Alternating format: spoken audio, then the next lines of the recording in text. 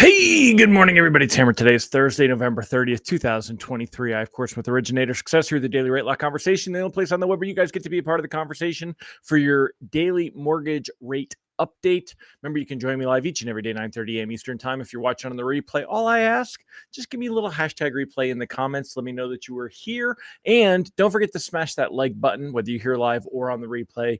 If you're on YouTube, give us that little thumbs up thing over there. Subscribe. If you're on Facebook, give us a thumbs up and tag an LO friend or share us in a group.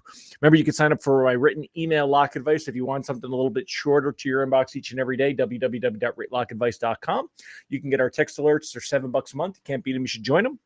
Last but not least, check us out at originatorssuccess.com. Although I love talking about rates and pricing each and every day, what we really do at Originator Success is help you to build your brand online, to get loans from Google and social media. We help you to generate reviews. We've got some great content that goes out automatically.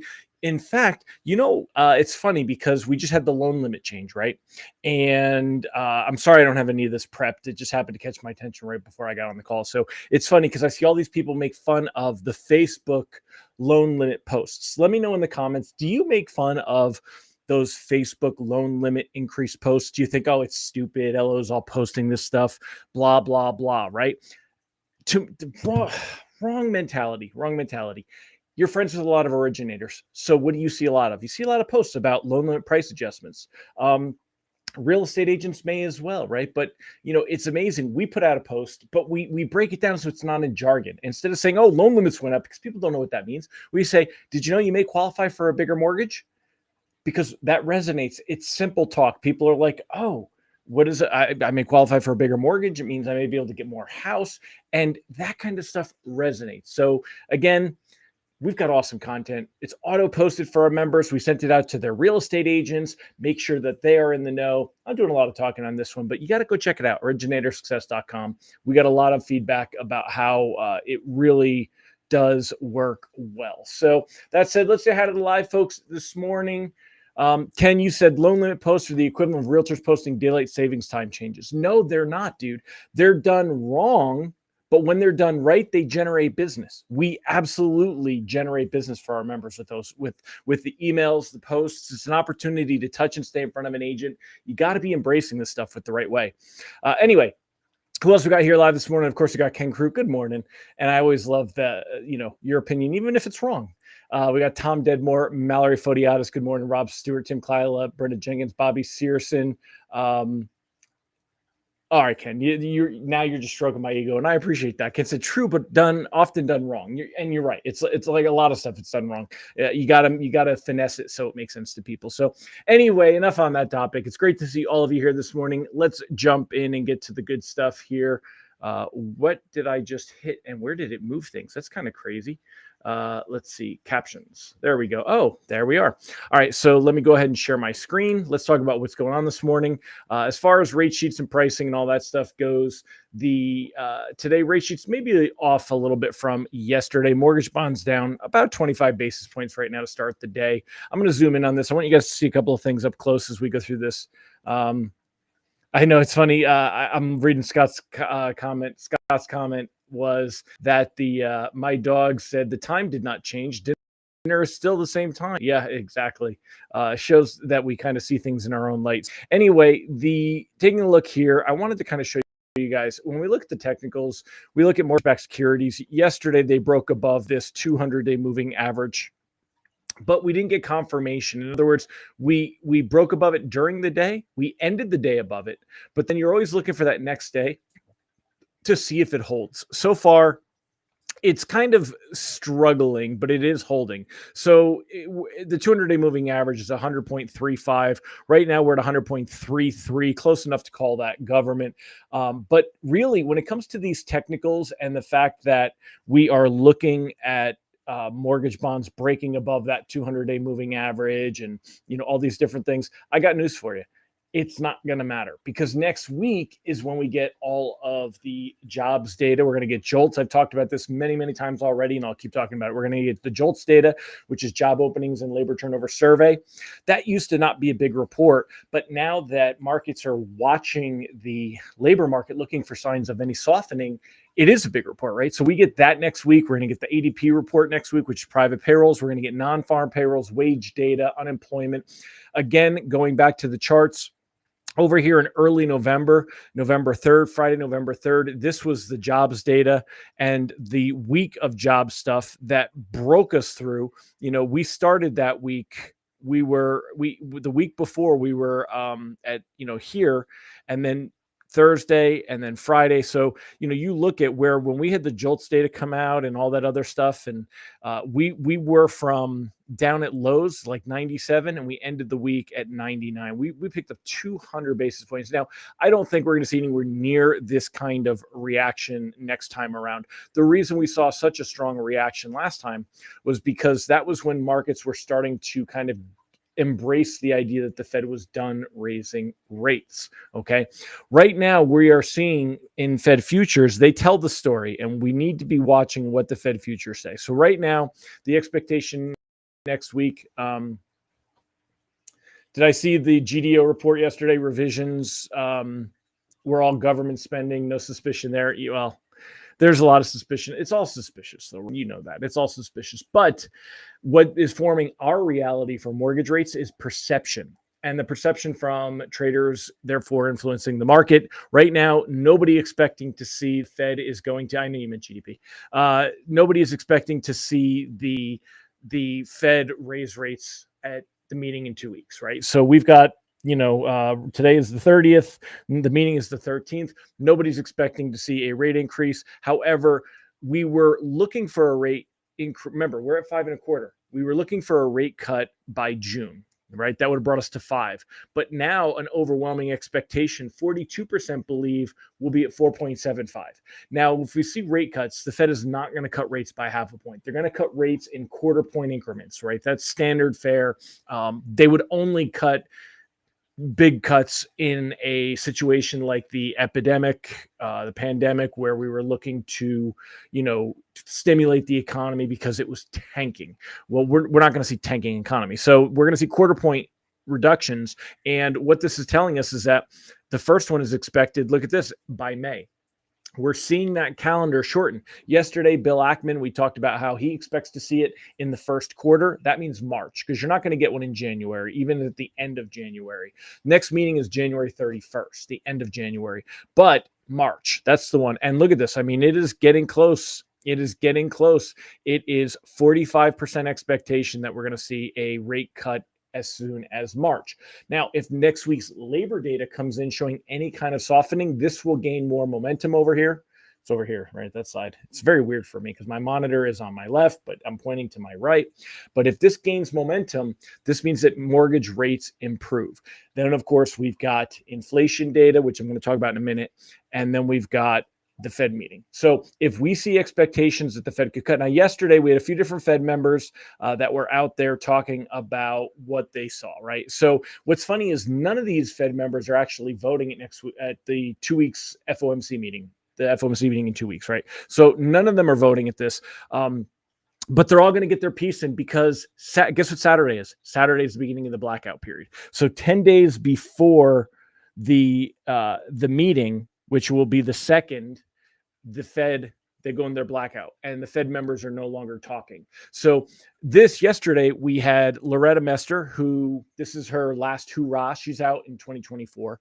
She's done, I think, 10 years, and I think that's all you can do. So anyway, we've got Loretta Mester, who is generally a little more hawkish. And she said, hey, like it says here, Cleveland Fed President Loretta Mester has been among the officials calling for higher rates this year, said policy is well positioned for the central bank to be nimble and respond appropriately to the evolving outlook, suggesting she would support another rate pause at the Fed's rate setting meeting next month. So, of course, she is heard, but she's not a voting member. Raphael Bostic, also not a voting member. He tends to be more dovish, though. He also thinks that they are done. Um, it was Richmond Fed Chief Thomas Barkin, again, not a voting member, who said he isn't yet convinced and argued the central bank should keep the option to hike interest rates on the table in case inflation proves stubborn, but he stopped short of endorsing a hike next month. There is no reason to see a hike next month. This morning, we got PCE data, the actual PCE data that came in this morning, the Fed's favorite gauge of inflation, shows inflation rose 0.2% in October, 3.5% from a year ago. The Fed wants the PCE to be at 2%. It's at 3.5%. That's higher than what they want, but it's a hell of a lot lower than where it was a year ago. And that's what they're looking for. Ron said Fed silence will probably be the smartest thing coming from them. Yeah, but they'll be talking through their mouthpiece, and we'll see some articles in the Wall Street Journal from Nick Timiraos. So we've got next week's data with the jobs data coming in. If it shows any kind of softening in the labor market, that supports the idea that the Fed doesn't need to raise rates, that the Fed can cut rates sooner. And then, of course, we've got the CPI report coming out on the 12th. The Fed meeting concludes with a Fed statement and the press conference on the 13th. The next 2 weeks in December, very, very big. When we look at Mortgage News Daily, we see rates have hit what we said, basically the best levels we've seen in months. And I don't know that we could see them drop below 6 here, again, with points and things like that. Now, I'm not telling you how to run your business, but be careful advising clients to pay points right now. Because going into 2024, whether we see one side of the expectation that we only see 3 Fed rate cuts for 0.75, or whether we see Morgan Stanley, Deutsche Bank, they all have bigger cut expectations that we could see 1.5, 2.5 point rate cuts through there. We're going to see rates go down in 2024. And that means that people that are buying right now, money that they're spending, that's going to, they're basically cutting off their opportunity to refinance for a couple of years, unless it's a temporary buy down. Don't sleep on temporary buy downs. Just remember, temporary buy downs, generally the only reason to never use that is if you're getting use that money for a temporary buy down. That money goes towards a principal reduction if they refinance. So don't sleep on those temporary buy downs right now. You should be polishing your pencil on those. I think they have a lot of merit. Be careful about what points you're putting people in, because they're going to have opportunities to refinance. For VA loans, you're going to have some really good opportunities for IRRRLs. For the other stuff, regular conventional stuff, you're going to have people that are going to have opportunities when rates drop. So just keep that in mind. Enrique said keyword temporary. I agree with you, my friend. That is absolutely the whole point of this, because we are in a position where we see the economy continue to slow down. Now, depending on how heavy the economy slows down, that's going to put things back into a more normal arena, right? So if the economy continues to slow, remember, spending right now still being driven by credit. And what's funny is it's I think Americans are getting tired of it, but we've all talked about it. My son yesterday or 2 days ago now, just bought himself a new F-150, and because he took advantage of Ford credit financing, he's 25 years old. He's built himself up good credit. He got 2.9% financing. And I told him, don't put money down at 2.9%. You don't want to take money from your savings account where you're getting 4.25% and put it down at 2.9% simple interest loan. You just don't want to do it. You're making more money on your money than if you pay that down. Take the higher payment. He's not buying a home anytime soon. We're not worried about DTI. And he did a 4-year loan so he could pay this thing off. He's got a $1,300 a month truck payment. That's absolutely insane, right? But that's just normal. That's what life is today. Even if he had put 10 grand down, it would have brought it down a couple $100. You're still talking a 3-figure, $1,000, we'll call it four-figure, right? A 4-figure car payment. This is normal now. This is consumers' credit spending. Anyway, that's what's driving the economy. So anyway, I'm off that. So nothing of data. Tomorrow we got ISM manufacturing data in the morning. Not a big thing. We're watching that technical. Again, I'm not too worried about the technicals, though. Even if we argue that we'd be watching, breaking below this 200-day moving average here, this purple line, I don't really think it's a big deal. The 10-year Treasury yield, 4.35, not nearly as attractive as the 4.26 that it ended the day at yesterday. But I think 2024, I think we get back into the threes. That'll be a beautiful, beautiful thing. I think 2024, we're going to see the 10-year in the threes. We're going to see mortgage rates in the sixes. And I think that's going to be a real healthy market. It's going to free some things up. Not as good as we want to see yet. I would love to see mortgage rates dip into the fives. I think the fives are the sweet spot. I don't want to necessarily see them go lower than that. But I think the fives open up the door. People will start financing studies. People will be moving homes again. I think that opens up the door for that. So anyway, that's it for me, my friends. Again, you want to continue to flow is bottom line. I said it before, I'll say it again. You want to go ahead and continue to flow. Only loans that are the most risk averse are the ones that you want to lock up. Otherwise, next couple of weeks could be good for rates. We could see them dip into the sixes. I'm hoping to see that, and I know you are too. I did go ahead and send out an email about my